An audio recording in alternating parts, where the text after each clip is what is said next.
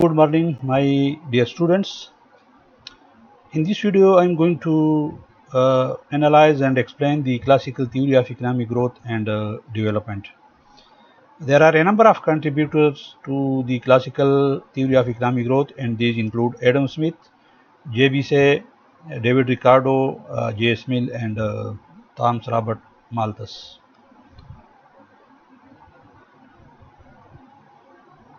Adam Smith is considered the father of classical economic theory and the founder of the invisible hand theory that underpins capitalist economic system.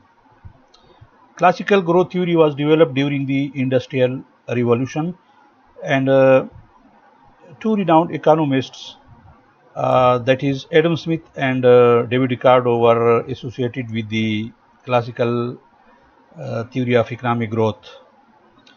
This theory explains economic growth as a result of capital accumulation and the reinvestment of profits derived from specialization, the division of labor, and the pursuit of comparative advantage.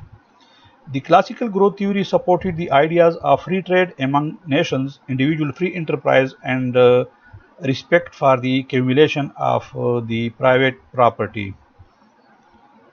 The division of labor, the gains from trade, and the accumulation of capital were seen as the main engines of economic growth, or the driving forces of economic growth. Productive investment and the reinvestment of profits were the mechanisms that produced continuous economic growth, so changes in the rate of profit were decisive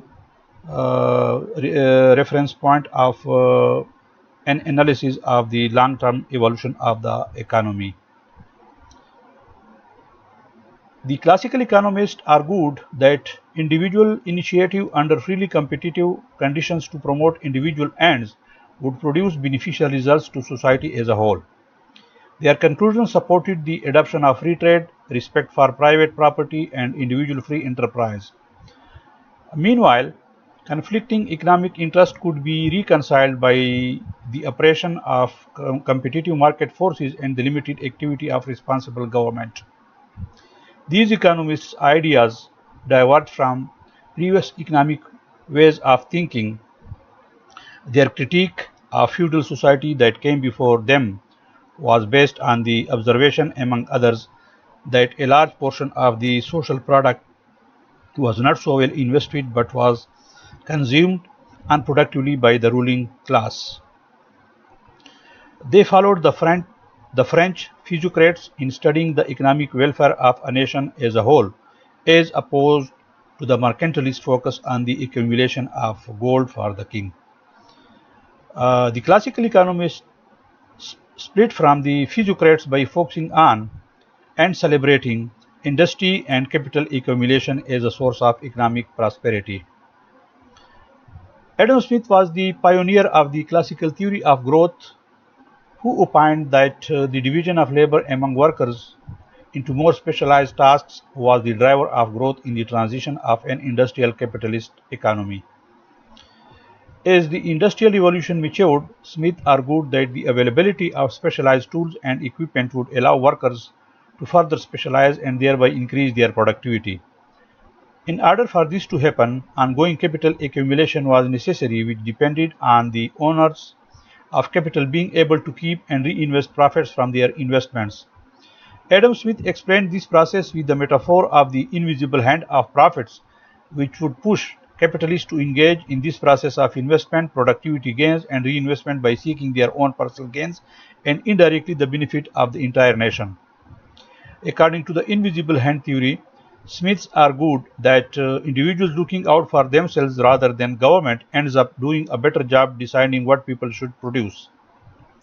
He described the process like an invisible hand that guided the marketplace better than the physical hand of a government official serving as the central planner. This theory later became the foundation of capitalism. Smith's laissez-faire economy or approach to economic policy in the 18th century came at a time when governments discouraged international trade. Laissez-faire is a French term which means let it be or let them do. Many believed that a nation's wealth was measured by the amount of gold it had, and while imports meant bringing goods into a country, it also meant sending gold out. Domestic business, including merchants, tended to support these policies because it eliminated foreign competition for their products. These merchant protection policies later became known as mercantilism. In The Wealth of Nations, that was written by Smith in 1776, he showed that a nation's wealth wasn't determined by the precious metals it held in its vaults. Instead, Adam Smith argued that wealth existed in the value of a commercial society created through production and trade. Smith's ideas formed the basis of how most countries determine their wealth to this day by determining the market value of the products created within their borders, that is, gross domestic product, or by their people, meaning gross national product. David Ricardo extended Smith's theory to demonstrate how trade could lead to further economic prosperity on top of the gains from specialization and division of labor. So his basic contribution to the classical theory of economic growth is gains from trade. David Ricardo developed the concept of comparative advantage as a basis for specialization and applied this not only to workers in a single economy but to separate nations that could trade with one another. Ricardo argued that by specializing in activities for which they each had the lowest opportunity cost and then trading these surplus product, nations could all be made better off rather than worse off. Ricardo's theory of comparative advantage strengthened the foundation of Smith's theory of specialization and division of labor as a source of economic growth. We also would like to explain some of the relevant concepts and terms. So, since capitalist economy or invisible hand theory is closely related to market economy, so let us define what market economy is. A market economy is a system in which production of goods and services is determined by supply and demand. The theoretical basis for market economies was developed by classical economists including Smith, Ricardo, and J.B. Say. These economists argued that government intervention often led to economic inefficiencies that made people in general worse off. In a market economy, interactions between consumers and business determine what is available and at what price. This is in contrast to a command economy in which a central government sets production levels and costs. Then there is another concept known as modern market economies, and among the some of the largest economies of the world, following have primarily market economies, and these include USA, Japan, Germany, United Kingdom, Canada, Italy, Brazil, Australia, Mexico, Spain, amongst others. Then there is the notion of mercantilism. It was the dominant economic system from the 16th to 18th century. And this was based on the idea that a nation's wealth and power were best served by increasing exports and reducing imports. It was characterized by the belief that global wealth was static and that nations' economic health relied heavily on its supply of capital. Due to the nationalistic nature of mercantilism, nations frequently used military might to protect local markets and supply sources. Many European nations attempted to accumulate the largest possible share of that wealth by maximizing their exports and limiting their imports via tariffs. However, mercantilism was replaced by free trade economic theory in the mid 18th century. Mercantilism was replaced by fiduciary. Fiduciary is an economic theory developed by a group of 18th century Age of Enlightenment French economists who believed that the wealth of nations derived solely from the value of land, agriculture, and land development, and that agriculture products should be highly priced. The fiduciaries made a significant contribution in their emphasis on the productive work as the source of national wealth. This contrasted with earlier schools, in particular mercantilism, which often focused on the ruler's wealth, accumulation of gold, or the balance of trade.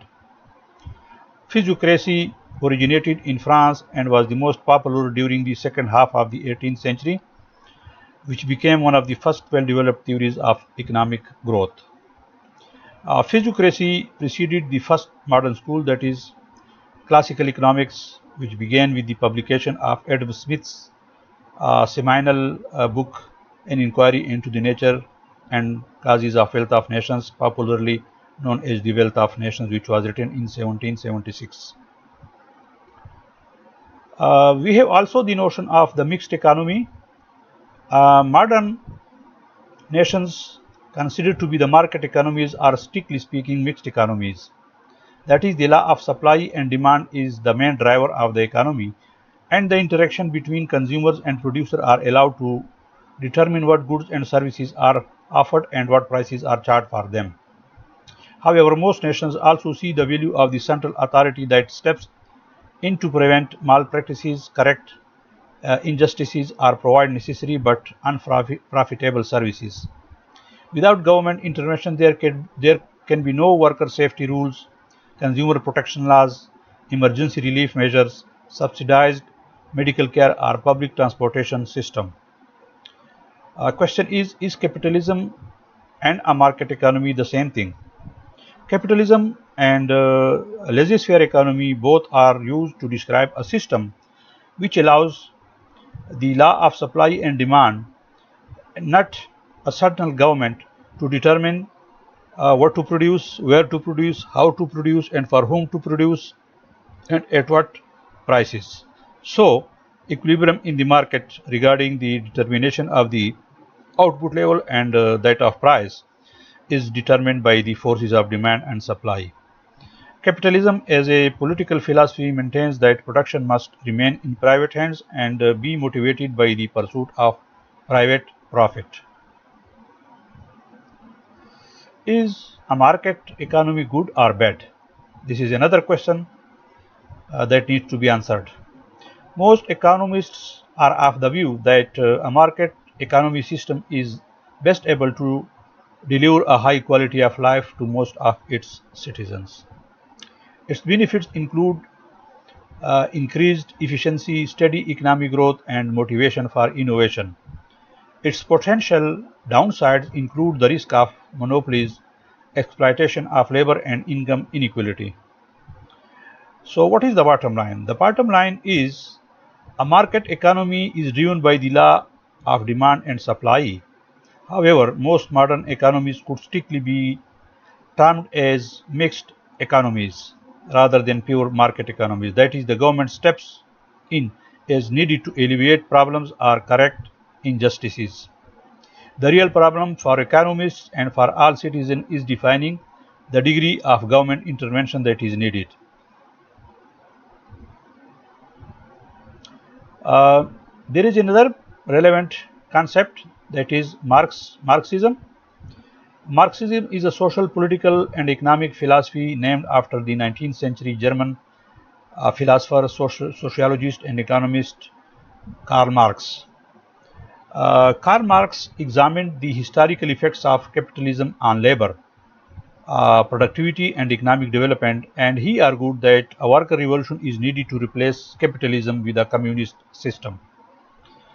Marxism posits that the struggle between social classes, specifically between the bourgeois or capitalists and the proletariat or workers, defines economic relations in a capitalist economy and will lead inevitably to a communist revolution.